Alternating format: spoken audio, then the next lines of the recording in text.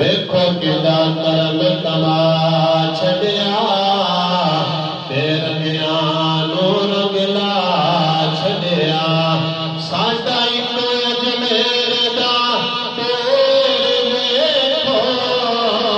ننگے لکھ نو کلمہ پڑھا چھڈیا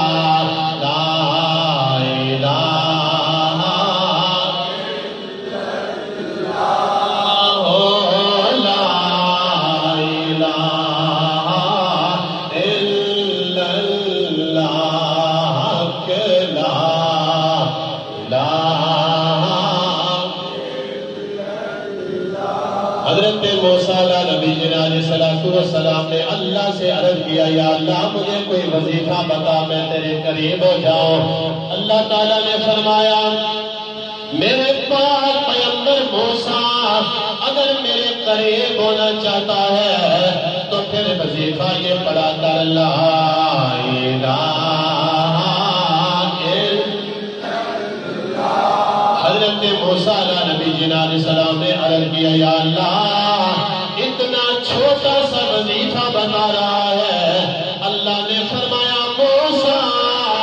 ایک ترازو کے پلڑے میں 7 زمینیں اور 7 آسمان رکھ لیے جائیں دوسرے پلڑے میں کلمہ رکھ لیا جائے کلمے والا پلڑا بھاری ہو جائے گا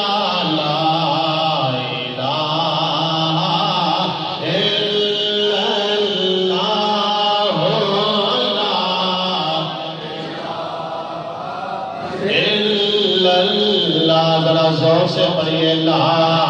الہ الا اللہ لا الہ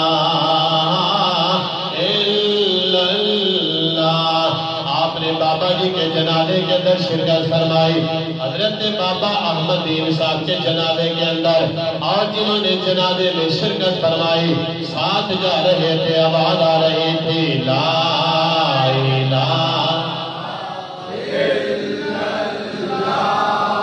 اور بولنا شریف سے آواز آئی حضرت تاجدار بولنا پیر نصیر الدین نصیر نے کلام لکھا آپ فرماتے ہیں کہ جب میت قبر کی طرف جا رہی ہوتی ہے وہ اسے عام نہ سمجھنا اس لیے کہ میت قبر میں جا رہی ہے ابھی قبر میں رکھ کے جب واپس آؤ گے تھوڑی ہی دیر کے بعد سے آمینہ کے لال کا دیدار ہونے والا ہے پھر کیا کہتے ہیں انہوں نے میت سے اپنا کلام کیا ہے آپ فرماتے ہیں ایک شکل دکھائی جائے گی یعنی قبر میں جب مردے کو رکھا جائے گا جب منکر نکیر آ جائیں گے سوال و جواب ہوگا آمینہ کے لال کا دیدار ہوگا کہتے ہیں ایک شکل دکھائی جائے گی تصدیق کرائی جائے گی تقدیر بنائی جائے گی پڑھو لا الہ الا اللہ یا محمد سرور پھر آپ کہتے ہیں پریشانی ہونا اگر آمینہ کے لال کا دیدار ہو جائے پھر کیا کہنا ہے احوال اولی سے جا کہنا احوال اولی سے جا کہنا چشتیوں کے لیے ذرا زیادہ یہ مزیدار ہو اس لیے کہ کلام کہاں سے آیا ہے جہاں سے ان کے سینے میں چشتی رنگ کا کرنٹ آ رہا ہے کہتے ہیں مدینہ والے سے جب ملاقات ہوگی تو حضور کی بارگاہ میں ہاتھ جوڑ کر کرنا ہے احوال اولی سے جا کہنا سنتا ہے خدا ان کا کہنا سنتا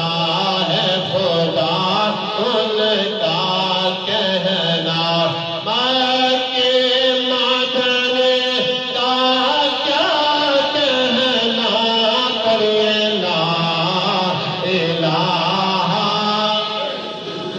اللہ